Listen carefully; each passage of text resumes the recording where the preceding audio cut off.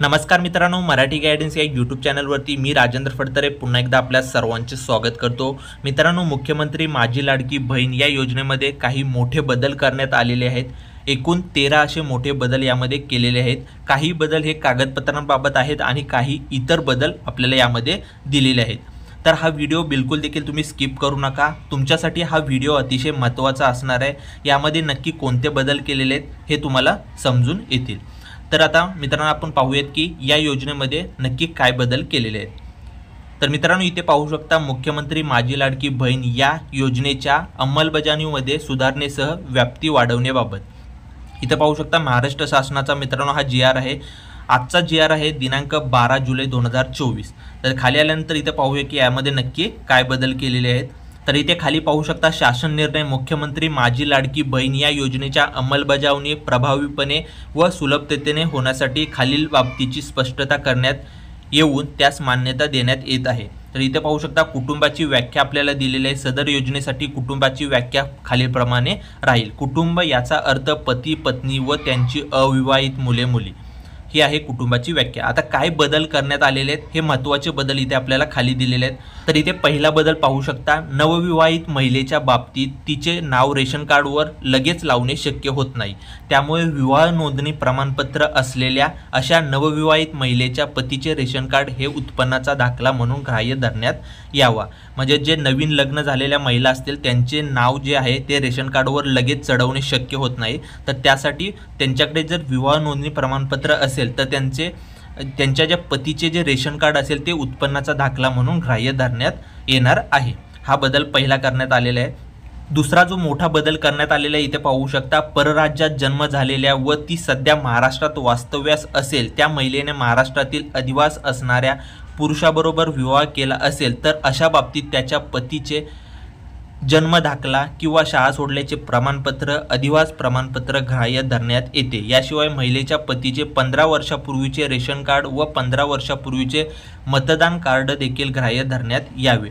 म्हणजे जर एखादी महिला स्त्री जर परराष्ट्रात जर राहत असेल आणि तिने महाराष्ट्रातील मुलासोबत जर लग्न केले असेल तर अशा वेळेस त्या पतीचे जन्म दाखला किंवा शाळा सोडल्याचे प्रमाणपत्र अधिवास प्रमाणपत्र हे ग्राह्य धरण्यात येणार आहे किंवा रेशन कार्ड असेल तर ते ग्राह्य धरण्यात येणार आहे। त्यानंतरचा मोठा बदल पाहू शकता, आता इथे सदर योजनेचा लाभ घेण्यासाठी पोस्टातील बँक खाते ग्राह्य धरण्यात यावे। भरपूर जणांना समस्या असते, प्रश्न असतो की पोस्टातील बँक अकाउंट चालेल की नाही। तर त्यांच्यासाठी ही महत्त्वाची बातमी आहे। सदर योजनेचा लाभ घेण्यासाठी तुम्ही पोस्टातील बँक खाते वापरू शकता, काही हरकत नाही। त्यानंतरचा इथे बदल करण्यात आलेला आहे, योजनेच्या ऑफलाईन अर्जावरील लाभार्थी महिलेच्या फोटो काढून तो ऑनलाईन अर्ज दाखल करण्यासाठी ग्राह्य धरण्यात याव्या। म्हणजे ज्या महिलांनी ऑफलाईन फॉर्म भरलेला आहे त्यांनी जो फोटो लावलेला असेल तर त्याचा लाईव्ह फोटो घेण्यासाठी त्या फोटोचा वापर केला जाईल। त्यानंतर आता इथे 6 नंबरला पाहू शकता, नवीन मोठा बदल करण्यात आलेला आहे। सदर योजनेअंतर्गत नागरी व ग्रामीण भागातील बालवाडी सेविका, अंगणवाडी सेविका, NULM यांचे समूह संघटक, मदत कक्ष प्रमुख व सिटी मिशन मॅनेजर अशा सेविका सेतू सुविधा केंद्र व आपले सरकार सेवा केंद्र यांना पात्र महिलांचे अर्ज भरून घेण्यासाठी प्राधिकृत करण्यात येत आहे। हा मोठा बदल करण्यात आलेला आहे। त्यानंतर इथे पाहू शकता 7 नंबरला, केंद्र शासनाने विविध शासकीय योजनांचे लाभ DBT प्रणालीद्वारे देण्याची प्रक्रिया कार्यान्वित केली आहे। केंद्र राज्य शासनाच्या विविध योजनांमधील उदाहरणार्थ PM किसान अशा योजना व अन्य तत्सम योजना जे लाभार्थी मुख्यमंत्री माझी लाडकी बहीण या योजनेच्या अटी व शर्तीनुसार पात्र ठरत असतील त्यांचा डेटा माहिती व तंत्रज्ञान विभागाकडून प्राप्त झाल्यानंतर त्यांचे KYC व आधार ऑथेंटिकेशन यापूर्वी झालेले असल्याने सदर लाभार्थ्यांना केवळ ऑफलाईन अर्ज भरून घेऊन मुख्यमंत्री माझी लाडकी बहीण या योजनेचा थेट लाभ देण्यात यावा। मात्र हे करीत असताना पात्र लाभार्थी महिलांकडून सदर योजनेचा अर्ज बनवून घेण्यात यावा। त्यानंतर इथे पाहू शकता 8 नंबरला पाहू शकता महत्त्वाचा असा बदल आहे, गाव पातळीवरील ग्रामसेवक, कृषी सहाय्यक, तलाठी, अंगणवाडी सेविका अशा सेविका, ग्राम रोजगार सेवक व अन्य ग्रामस्तरीय कर्मचारी यांची ग्रामस्तरीय समिती स्थापन करण्यात यावी। सदर समितीचे संयोजक ग्रामसेवक व सदस्य सचिव अंगणवाडी सेविका राहतील। समितीने सदर योजनेसाठी गाव पातळीवर शिबिर आयोजित करून त्यामध्ये ऑनलाईन तसेच ऑफलाईन या दोन्ही पद्धतीने लाभार्थींची नोंदणी करण्यात यावी। म्हणजे ऑफलाईन आणि ऑनलाईन अशा दोन्ही पद्धतीने नोंदणी करण्यात यावी। ऑफलाईन अर्ज यथावकाश ॲप पोर्टलवर करण्यात यावे। म्हणजे जर जे ऑफलाईन अर्ज करणार आहेत त्यांचे यथावकाश ॲप पोर्टलवर भरण्यात येणार आहे। त्यानंतरचा 9 नंबरचा इथे बदल पाहू शकता। ग्रामस्तरीय समितीमार्फत अंतिम लाभार्थी महिलेच्या यादीचे प्रत्येक शनिवारी व आवश्यकतेनुसार गाव चावडीवर वाचन करण्यात यावे। तसेच सदर यादी ग्रामपंचायत व अंगणवाडी केंद्र येथे प्रसिद्ध करण्यात यावी। सदर प्रसिद्ध करण्यात आलेल्या यादीवर हरकती प्राप्त झाल्यास यांचे निराकरण करण्यात यावे। तसेच डुप्लिकेशन टाळण्यात यावे। म्हणजे जे डुप्लिकेट असतील ते टाळण्यात यावे असा हा बदल करण्यात आलेला आहे। त्यानंतर 10 नंबरला पाहू शकता शासन निर्णय जो 5 जुलैला जो शासन निर्णय आलेला मुख्यमंत्री माझी लाडकी बहीण या योजनेच्या अंमलबजावणीसाठी अ व ब वर्ग महानगरपालिकांकडे वार्डस्तरीय संरचना असल्याने या महानगरपालिका क्षेत्राकरिता तालुकास्तरीय समितीऐवजी आता वार्डस्तरीय समिती गठीत करण्यात आलेली आहे।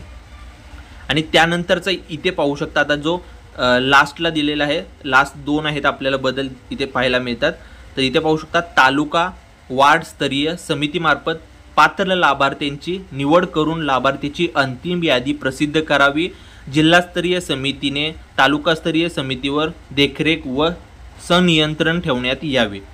आणि त्यानंतर इथे पाहू शकता जो 12 नंबरचा जो बदल आहे, नागरी व ग्रामीण भागातील बालवाडी सेविका असतील, अंगणवाडी सेविका असतील किंवा NULM यांचे समूह संघटक असतील, मदत कक्ष प्रमुख असतील, जसे सिटी मिशन मॅनेजर असतील, आशा सेविका असतील, सेतू सुविधा केंद्र असतील, अंगणवाडी पर्यवेक्षिका, ग्रामसेवक व आपले सरकार सेवा केंद्र यांना लाभार्थीची अंतिम यादी प्रसिद्ध झाल्यावर एकूण पात्र लाभार्थ्यांचे अर्ज सादर केल्याप्रमाणे आणि सदर ऑनलाईन ॲप पोर्टलवर प्रति यशस्वी पात्र लाभार्थ्यांची नोंद झाल्यावर successful online updation for beneficiary 50 रुपये याप्रमाणे प्रोत्साहन भत्ता देण्यात येणार आहे। म्हणजे जे ऑफलाईन फॉर्म भरणार आहेत अशा जे सेतू सुविधा केंद्र असतील, आशा सेविका असतील, अंगणवाडी सेविका केंद्र असतील यांना प्रत्येकी फॉर्म मागे 50 रुपये प्रोत्साहन देण्यात येणार आहे। आणि त्यानंतर इथे पाहू शकता सदर शासन निर्णय हा 11 जुलै 2024 रोजीच्या माननीय मंत्रिमंडळाच्या बैठकीत घेतलेल्या निर्णयानुसार निर्गमित करण्यात येत आहे। तर मित्रांनो असे काही मोठे बदल यामध्ये आता या मुख्यमंत्री माझी लाडकी बहीण या योजनेमध्ये करण्यात आलेले आहेत। जे महत्त्वाचे बदल आहेत ते तुम्ही पाहू शकता। डॉक्युमेंट म्हणजे जे तुमचे कागदपत्र आहेत त्याबाबतचे काही महत्त्वाचे बदल इथे आहेत। त्याप्रमाणेच तुम्हाला तुमचे कागदपत्र अपलोड करायचे आहेत, अटॅच करायचे आहेत। तर स्टार्टिंगलाच हे काही बदल आहेत यानुसार। आणि भरपूर जणांना वेगवेगळे प्रश्न असतात तर त्याचे निरसन याच्यामध्ये झालेलेच असेल।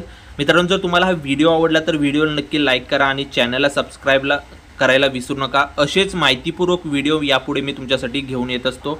तर त्यासाठी चॅनलला सबस्क्राईब करून ठेवा जेणेकरून व्हिडिओ अपलोड केल्यानंतर तुमच्यापर्यंत तो पहिल्यांदा पोहोचेल। जय हिंद, जय महाराष्ट्र।